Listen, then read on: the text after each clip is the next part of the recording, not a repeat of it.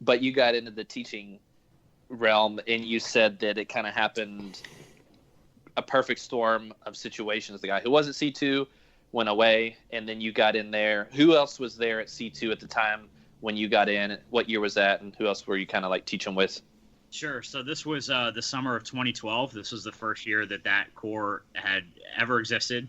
So Rich Hammond was the director, who is also like, he's still a huge mentor of mine. We text about the Sixers all the time. We're always talking basketball, and he's the process guy. Judge. Yeah, exactly. TTP, baby.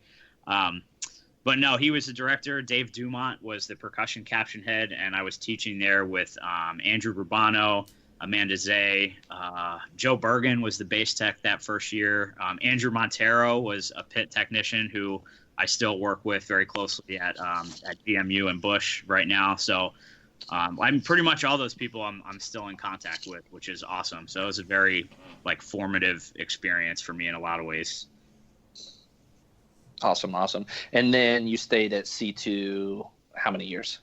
3 years. I did 12, 13, and 14 there. And in 2013 is the year that Tom Unks designed the book for them. 12 and 14, the sandwich years of that, it was Colin. And the year Tom Unks was there, I had met him at the Blue Stars, obviously, with you, Mike. And so I kind of had a somewhat of a history with him, and at least enough to kind of start a dialogue. And I was I was pretty aggressive about letting him know that I was looking to teach DCI if he ever got back into it, because at that point he was not at the Blue Stars anymore, and he was kind of just a free agent, obviously after doing almost 30 years with the cadets. So when he went back to Crown in 2015, he called me to do the snare tech thing, and that is when I made the jump from DCA to DCI. Was that the only summer he was at Crown? No, he was at Crown 15 and 16. 2 years. I completely forgot that he was there at all until you just said that. I had completely forgotten. Yeah. What show was 15? That was was that the Inferno show? Inferno, yeah. Yeah, right on. Yeah, it was funny because you could always tell the, I guess, influences in the writing between like Tom Hannum and Tom Monks. Like, oh, this is a Tom Monks section. Yeah. We would joke about that too. Yeah. Yep. But that's awesome. Obviously, you said you and Mike were exposed and met Tom Ongst from Blue Stars. Was he, I guess, I know I've heard you and Tom always say or you and Mike say how Tom Ongst was always just like out there in the trenches at Blue Stars with you guys, just grinding it like with everybody else. Was he as hands-on at C2 or a little bit more in and out? C2, he only came in at the end. I feel like, what was that? That was 2013. I feel like he was doing some time with the cadets. Like he definitely wasn't full time with us, but he was there like the last 3 weekends, and he was great. Yeah, like I mean, he was out there teaching, and the kids were very positively impacted by his presence for sure. Yeah. I mean, I've told Evan that the blocks we always knew we were going to get our butts whooped is if Tom came out to battery sectionals and his shirt came off. Shirt off, yeah. No, he took his shirt off, the techs just threw a tennis ball back and forth, and we were just like, all right, here we go. Reset, out of set. Yes, sir. Again. Yeah. That's awesome. And so then when he made the jump to Crown, did he reach out to you to come fill that spot? Is that what you said? Yeah. Yeah, he called me September 2nd, 2014. I will never forget that voicemail, ever. You missed the call? Oh, no.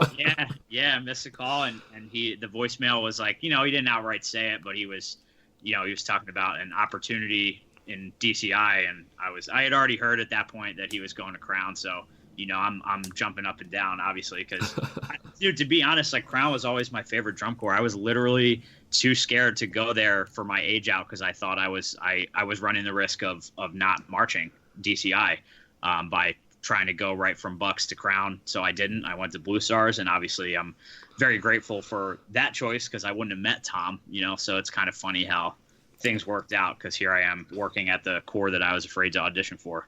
It's like and then of course effect. And of course but on the flip side, you wouldn't have had to deal with my green butt the entire summer.